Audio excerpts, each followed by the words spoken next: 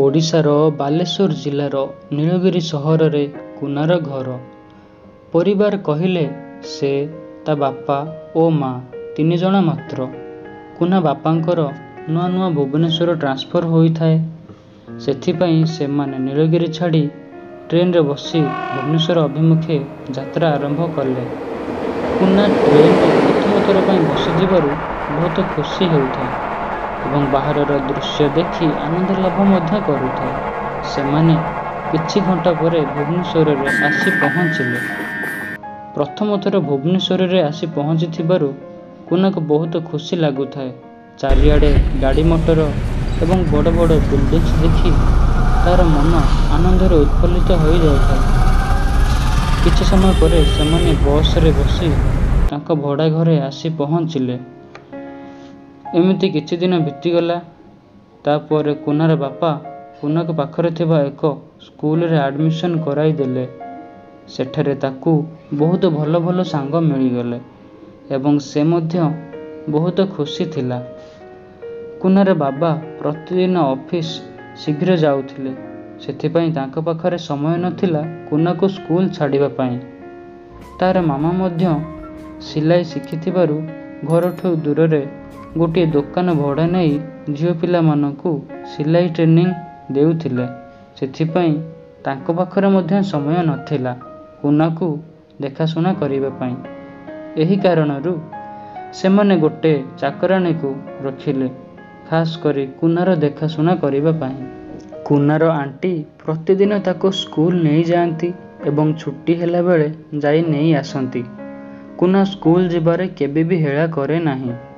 ସେ ପାଠପଢ଼ାରେ ଦୁର୍ବଳ ଥିଲେ ମଧ୍ୟ ଖେଳାଖେଳିରେ ବି ତାର ଏତେ ଇଚ୍ଛା ନଥାଏ। ସବୁବେଳେ ଗୋଟିଏ ଜାଗାରେ ବସି ପିଲାମାନଙ୍କର ଖେଳ ଦେଖୁଥାଏ। ସାଙ୍ଗମାନେ ଯେତେ ଡାକିଲେ ବି ସେ ମନା କରିଦିଏ। ସେ ସ୍କୁଲରେ ସିନା ଖେଳକୁଦ କରେ ନାହିଁ, କିନ୍ତୁ ଘରେ ଆସିଲେ ସେ ଆଉ ରହିପାରେ ନାହିଁ। ତାର ଭିଡ଼ିଓ ଗେମ୍ ଧରି ଖେଳିବା ଆରମ୍ଭ କରିଦିଏ। ସେ ଭିଡ଼ିଓ ଗେମ୍ରେ ବହୁତ ଭଲ ଭାବରେ ଖେଳିପାରେ। ଏହିପରି ବର୍ଷ ପରେ ବର୍ଷ ବିତି ଚାଲିଲା। ଏବେ କୁନା ମଧ୍ୟ ବଡ଼ ହୋଇସାରିଥିଲା। ସେ ଏବେ କ୍ଲାସ୍ 8ରେ ପଢ଼ୁଥିଲା। ବର୍ତ୍ତମାନ ଭିଡ଼ିଓ ଗେମ୍ର ଜମାନା ଯାଇସାରିଥିଲା ଏବଂ ପିଲାମାନେ ମୋବାଇଲରେ ସବୁ ପ୍ରକାରର ଖେଳ ଖେଳିପାରୁଥିଲେ। ଏହାପରେ ଯାହା ଆସିଲା ତାହା ସବୁ ପିଲାଙ୍କ ମନର ସହରରେ ରାଜ କରିବାକୁ ଲାଗିଥିଲା। ଆପଣମାନେ ଭିଡ଼ିଓ ତ ଦେଖୁଛନ୍ତି, କିନ୍ତୁ କମେଣ୍ଟ କରିବାକୁ ଭୁଲି ଯାଉଛନ୍ତି। କମେଣ୍ଟ କରନ୍ତୁ ନା। ସେ ଭଲ ହେଉ ଅବା ଖରାପ ହେଉ, ଆମେ ସବୁ ପ୍ରକାରର କମେଣ୍ଟ ଗ୍ରହଣ କରିବୁ। ଆମର ଭିଡ଼ିଓ ଆପଣମାନଙ୍କୁ କେମିତି ଲାଗୁଛି କମେଣ୍ଟ କରି ନିଶ୍ଚୟ ଜଣାଇବେ। ଏହା ଥିଲା 2017 ମସିହା ସେପ୍ଟେମ୍ବର ମାସ 30 ତାରିଖ। ଏହି ଦିନ ଭିଡ଼ିଓ ଗେମ୍ ଦୁନିଆର ରିଭଲ୍ୟୁସନ୍ ହେଲା। ଫ୍ରି ଫାୟାର ନାମରେ ଏକ ନୂଆ ଗେମ୍ର ଲଞ୍ଚିଂ ହେଲା। ତାହା ସମସ୍ତଙ୍କ ମୋବାଇଲରେ ରାଜ କରିବାକୁ ଲାଗିଲା। ପ୍ରଥମେ କୁନାକୁ ମଧ୍ୟ ଏହା ବିଷୟରେ କିଛି ବି ଜଣା ନଥିଲା, କିନ୍ତୁ ପରେ ଯେତେବେଳେ ଜାଣିବାକୁ ପାଇଲା, ସେ ମଧ୍ୟ ଫ୍ରି ଫାୟାରକୁ ତା ମାମାଙ୍କ ମୋବାଇଲରେ ଡାଉନଲୋଡ୍ କରି ଖେଳିବାକୁ ଲାଗିଲା। ଏବେ ତାର ପାଠପଢ଼ାରେ ବେଶୀ ମନ ଆଉ ଲାଗିଲା ନାହିଁ। ସ୍କୁଲ ଟାଇମ୍ ବ୍ୟତୀତ ଅନ୍ୟ ଟାଇମ୍ରେ ସେ ଫ୍ରି ଫାୟାର ଖେଳିବାକୁ ଲାଗିଲା। ଏହା ଦେଖି ତାର ବାବା ମା ବହୁତ ବିରକ୍ତ ହେଉଯାଉଥିଲେ। କିଛି ସମୟ ପାଇଁ ସେ ବନ୍ଦ କରିଦେଉଥିଲା, ପୁଣି ସେମାନେ ଗଲା ପରେ ତାର ଖେଳ ଷ୍ଟାର୍ଟ କରିଦେଉଥିଲା। ଏମିତି ହେଉ ହେଉ ଦିନ ପରେ ଦିନ ବିତି ଚାଲିଲା। ଫ୍ରି ଫାୟାର ନିଶା ମଧ୍ୟ କୁନାର ବଢ଼ିବାକୁ ଲାଗିଲା। ଏହିପରି ଖେଳୁ ଖେଳୁ ସେ ବହୁତ ଭଲ ଖେଳିବାକୁ ଲାଗିଲା ଏବଂ ସେ ତାର ସୋସାଇଟିରେ ଏବଂ ସ୍କୁଲରେ ମଧ୍ୟ ଜଣେ ଭଲ ଖେଳାଳି ଭାବରେ ପରିଚିତ ହେଲା। କିଛି ମାସ ଗଲା ପରେ ଭୁବନେଶ୍ୱରରେ ଫ୍ରି ଫାୟାର ଖେଳାଳିମାନଙ୍କ ମଧ୍ୟରେ ଗୋଟିଏ ବଡ଼ ଧରଣର କମ୍ପିଟିସନ୍ ଆୟୋଜିତ ହେଲା ଏବଂ ସେଥିରେ କୁନା ଭାଗ ନେଇ ବହୁତ ଭଲ ଖେଳି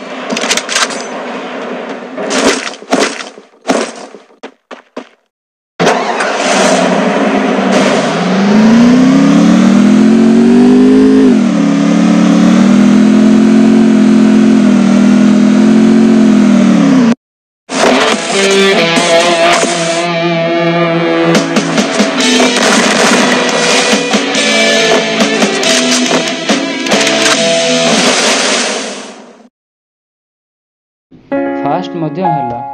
ସେ ପ୍ରାଇଜ୍ ପାଇବା ସହିତ ଟଙ୍କା ମଧ୍ୟ ପାଇଲା ଏବଂ ବହୁତ ସୁନାମ ମଧ୍ୟ ଅର୍ଜନ କଲା। ଏବେ ସେ ବହୁତ ଖୁସିରେ ରହିଲା ଏବଂ ସମସ୍ତଙ୍କ ମୁହଁରେ ଖୁସି ଦେଲା।